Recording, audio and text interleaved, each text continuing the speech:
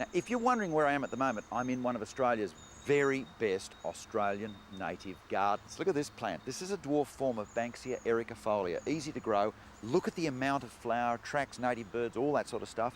Here, a prostrate Banksia. This is a prostrate form of the coastal Banksia, Banksia integrifolia. Here, a lovely thing, it's one of the gum tree relatives, an Angophora, and you probably can't work out where it's coming from because it's sort of set down a bit. Well, the answer for that is going to be difficult for you to comprehend. Glorious native garden, beautiful native plants.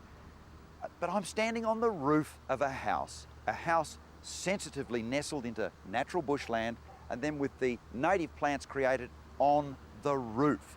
I can't even believe it standing here, that under my feet is a lounge room and bedrooms and all the rest of it. The tree, of course, is coming up out of a courtyard cut into the middle of the house. And I think this may well be the house of the future. I think many Australians in the years ahead will choose to live in a way like this.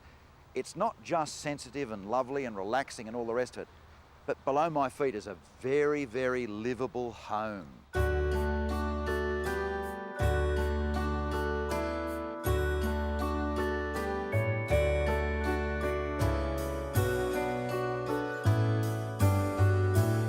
But now back to the roof. In a few weeks' time, this is going to be a real blaze of colour. Obviously, they've got kangaroo paws here, the little yellow buttons, which is one of the best of all of the native ground covers. Hardened verdure spilling over that zone. Oh, I just love it as I go past this glorious Angophora coming up out of this wonderful area with all the rooms of the house. It really is a beautiful look. And some of you might think, oh, that doesn't look too good there. It's all a bit messed up. Yeah, messed up because they've got lyrebirds that even come up here on the roof of the house to scratch around to get some insects. In fact, they are visible. They're hovering around just over the rocks in the background there. Imagine having lyrebirds, the world's greatest impersonator, probably better than Sammy Davis Jr. Fantastic impersonators. Then we go on to things like flannel flowers. You can't get much more Aussie than that. This is a dwarf Banksia, Banksia serrata dwarf. One of the great ones that perhaps is not in enough gardens is this one. This is your Cootamundra wattle, probably Australia's most popular wattle, but it's a ground covering form of it. Silver leaves, golden flowers coming on now. Wonderful, wonderful plant.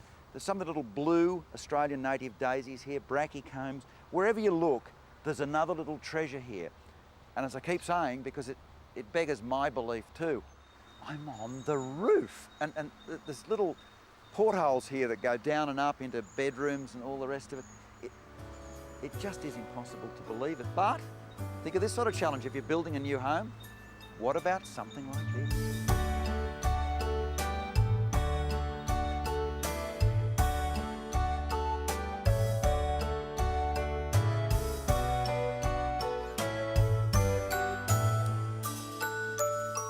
I'm sure, Deirdre, there's people already at home saying, well, I couldn't live in a house like that. It would be dank, damp, dark, and horrible.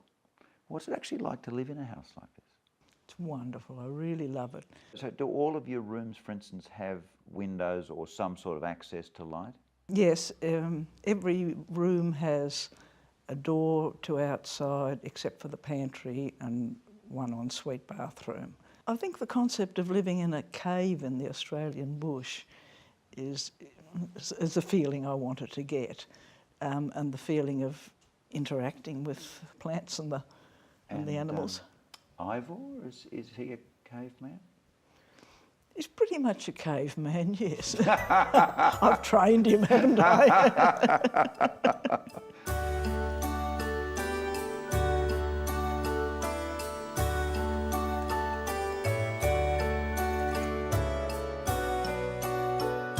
Straight up there's grevilleas, banksias, helichrysums, everything.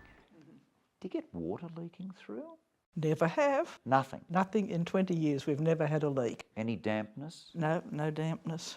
We got it right the first time. And just to point that out, you did this 20 years ago, and it was obviously an interesting process, but these days they've had a lot more experience, so hopefully today it would be easier and better than 20 years ago. I would think so, yes. So basically, concrete pillars, concrete roof, mud bricks for the incidental walls. Very adventurous.